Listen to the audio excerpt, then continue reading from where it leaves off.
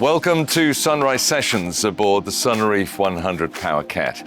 We're at the Monaco Yacht Show and we're talking sustainability with influential figures both inside and outside of the yachting industry over coffee and croissant before the show opens.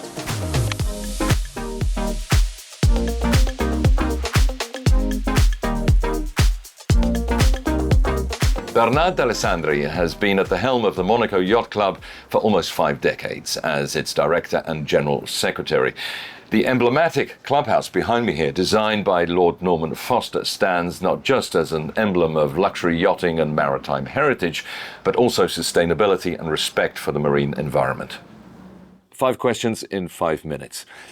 Bernard, how does the design of your new clubhouse reflect the Yacht Club's commitment to sustainability? The story of the Yacht Club, just a few words about the story of the Yacht Club. The Yacht Club is quite old because it started in 1953. And the evolution of the yachting, evolution of this industry and the evolution of the tourism, because the yachting is a part of the tourism also, it was necessary to build something quite special for Monaco. During the year, we are working every day for the sustainability, for the building, for the yacht, for how we can use the yacht, and we are doing a lot of things. And the sustainability and the yachting in Monaco is 365 days a year.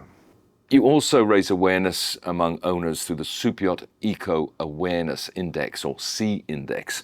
How does that work exactly? When I started in this business, the large boat was 25, 30 meters. Today, the tender is 20 meters, 25 meters, and that is an evolution.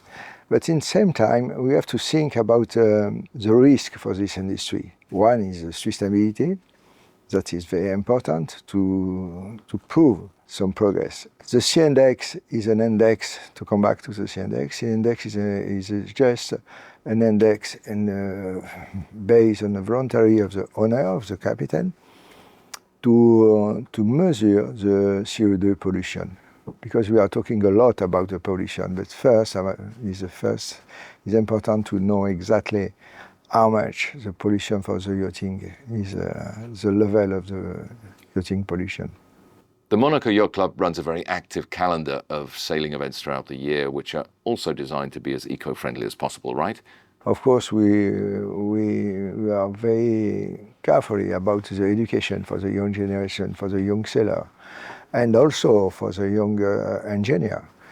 Just for our memories, we are making every year, since more than 10 years now, we have a big meeting with a lot of engineers, 600, sometimes more engineers are coming in Monaco for 1 week to make a race without CO2.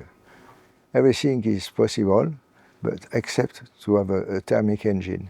Also, we have electric boats, we have electric tender, and we are approaching to make a regatta without emission of CO2. That is our objective. The Yacht Club also organises the Belle Class Explorer Awards, which has been won by the Sunreef 80 Eco, for example. Tell us more about that. I think we chose to give an award for the Explorer. Why? Because it's a different type of the owner. There is the boat, and certainly in terms of the technology, they take care about the sea. Sunreef won a prize for the last year for the Explorer Award.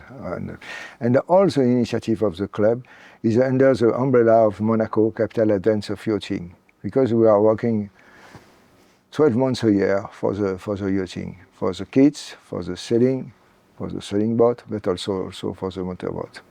We're talking, of course, during the Monaco Yacht Show, which gathers together over 100 super yachts, which make huge demands on infrastructure and energy resources. How do you make sure those demands remain within sustainable limits? That is a good question. If you compare the number of the yachts in the port at the moment, it's more than 100 boats. Yes, with just 5 or 6 yachts are making an effort for the sustainability. We need more people with an ambition of the sustainability. For the first time, we can see some the sustainability is on the market. That is it, the proof. There is some also shipyard making an effort for the sustainability. But we can wish to have more shipyard, and next year we can have a more boat with sustainability in the middle of the project.